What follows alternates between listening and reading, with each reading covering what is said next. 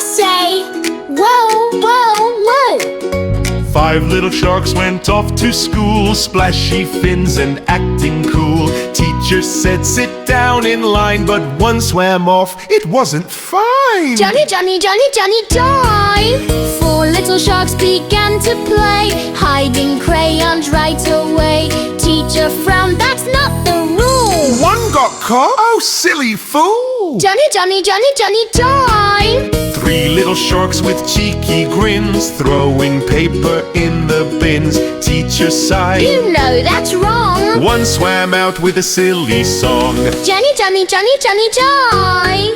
Two little sharks made lots of noise, splashing water, losing toys. Teacher called, come back, don't stray. One swam off and swished away. Johnny, Johnny, Johnny, Johnny, dive! One little shark all on his own, wishing he had friends at home. Teacher said, now don't you pout. Time to learn, no fooling about. All five sharks came swimming back, ready to learn and stay on track. They laughed, they played, but learned the rule. Mischief's fun, but listen in school.